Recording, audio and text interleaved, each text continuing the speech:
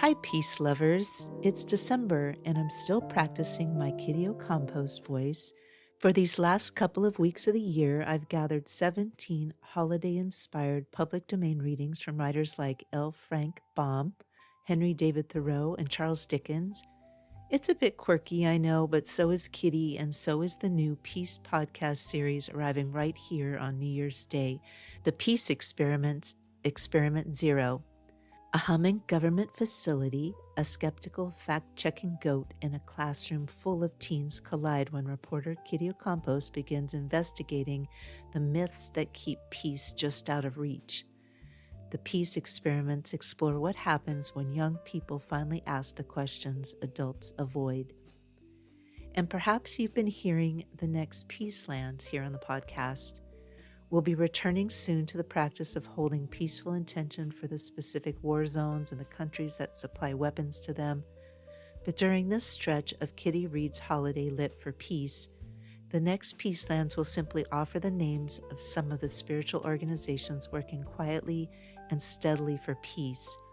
You can add your own peace intentions to their hopeful rivers of peace if you choose to stay through the end of this episode.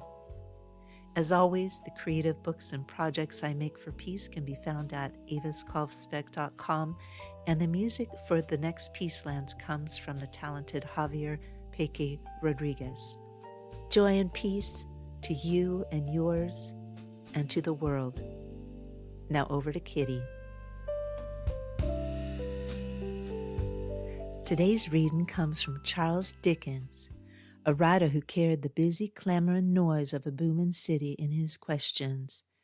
He was a complicated soul who spent his life trying to understand something utterly fundamental: how ordinary people might live with generosity, compassion, and real human connection, despite the crushing poverty and the iron greed that keeps the world spinning.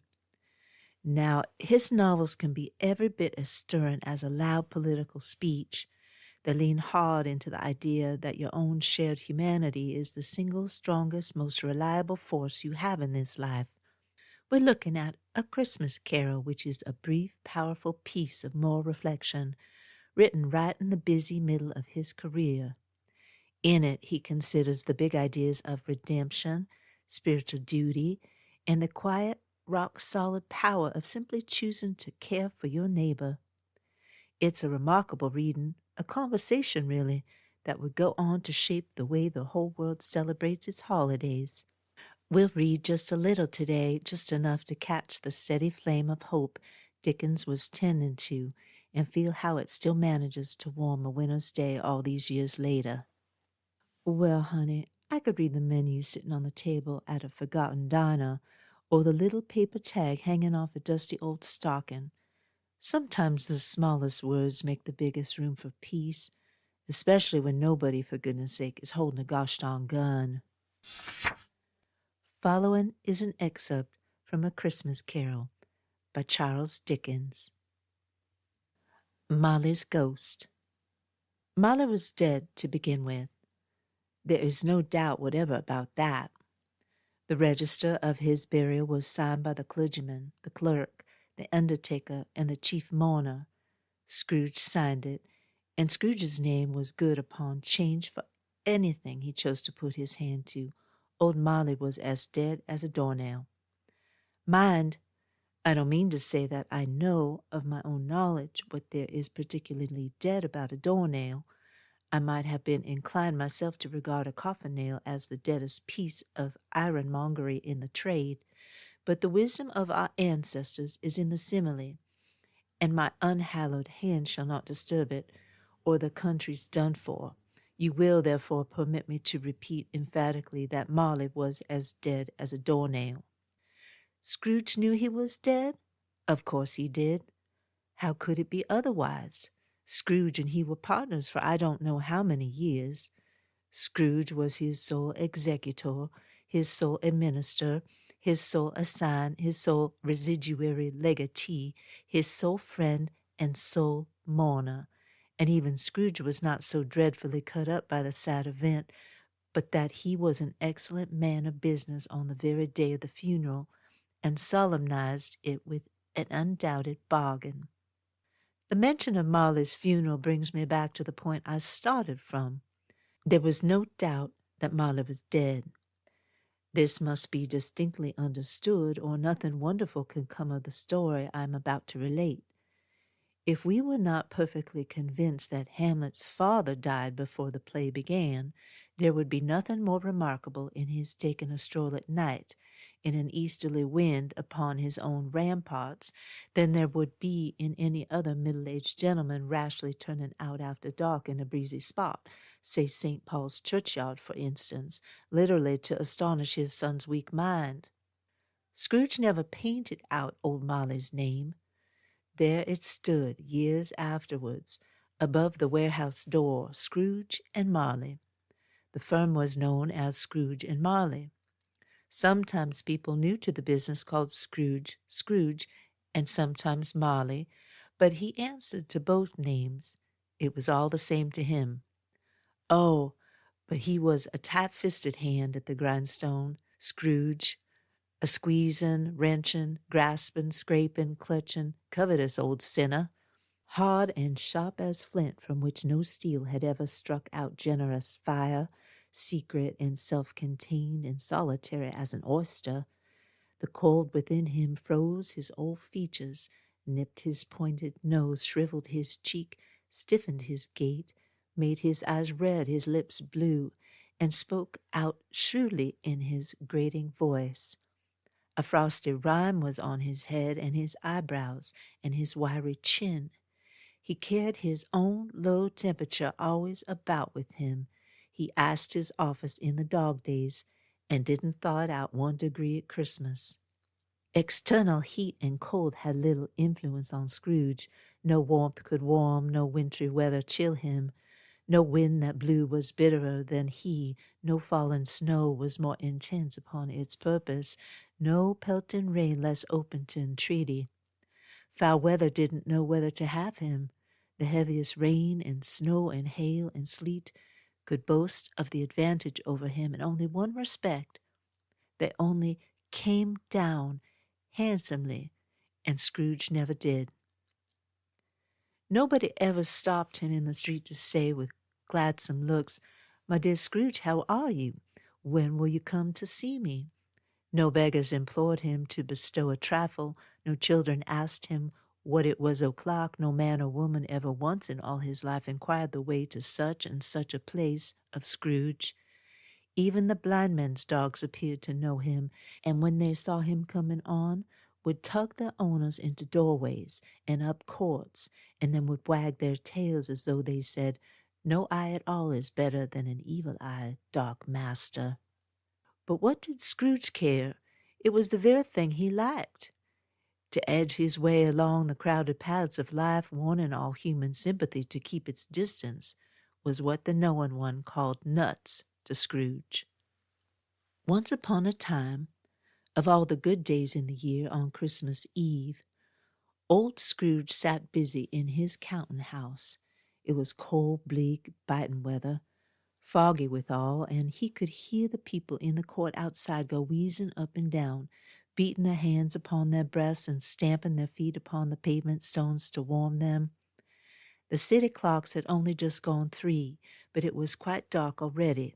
It had not been light all day, and candles were flaring in the windows of the neighboring offices, like ruddy smears upon the palpable brown air. The fog came pouring in at every chink and keyhole, and was so dense without that although the court was of the narrowest, the houses opposite were mere phantoms. To see the dingy cloud came drooping down, obscuring everything, one might have thought that nature lived hard by and was brewing on a large scale. The door of Scrooge's counting house was open that he might keep an eye upon his clerk, who in a dismal little cell beyond and sort of tank was copying letters. Scrooge had a very small fire, but the clerk's fire was so very much smaller that it looked like one coal. But he couldn't replenish it, for Scrooge kept the coal box in his own room, and so surely as the clerk came in with the shovel, the master predicted that it would be necessary for them to part. Wherefore the clerk put on his white comforter and tried to warm himself at the candle, in which effort, not being a man of strong imagination, he failed. "A Merry Christmas, Uncle, God save you," cried a cheerful voice. It was the voice of Scrooge's nephew, who came upon him so quickly that this was the first intimation he had of his approach. "Bah!" said Scrooge. "Humbug!"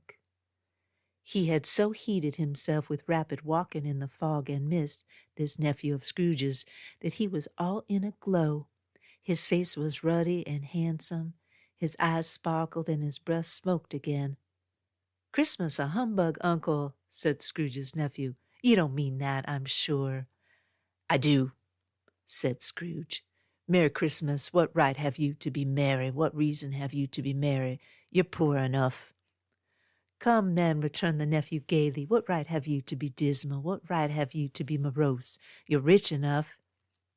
Scrooge, having no better answer ready on the spur of the moment, said "Bah!" again, and followed it up with "Humbug."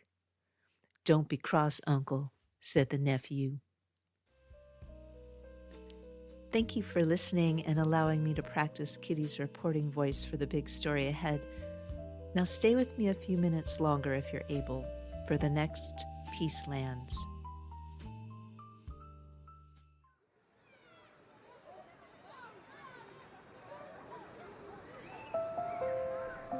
Following is a special holiday edition of the Next Peacelands, where we pause on listing the war zones and weapons suppliers. Instead, we rest our intention of peace on a few of the spiritual organizations working tirelessly toward peace. While this list is far from comprehensive, the total number of organizations, large and small, would number in the thousands if we included all who work daily for peace. I ask that you consider taking this time to add your own intention of peace to those working daily toward that goal. Mennonite Central Committee. Peace is here. Community of Santa Hidio. Peace is here. The Network for Religious and Traditional Peacemakers. Peace is here. Religions for Peace. Peace is here. Pax Christi International. Peace is here. American Friends Service Committee. Peace is here.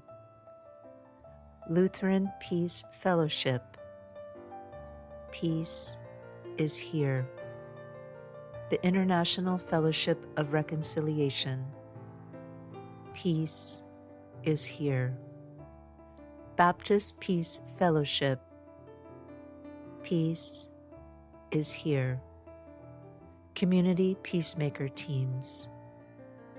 Peace is here. Episcopal Peace Fellowship. Peace is here. Friends Peace Teams. Peace is here. Muslim Peace Fellowship. Peace is here. Buddhist Peace Fellowship. Peace is here. Quaker Peace and Social Witness. Peace is here. Network of Christian Peace Organizations. Peace is here. Network of Spiritual Progressives. Peace is here. United Religions Initiative. Peace is here. The Christian Campaign for Nuclear Disarmament. Peace is here. Agape International Spiritual Center. Peace is here.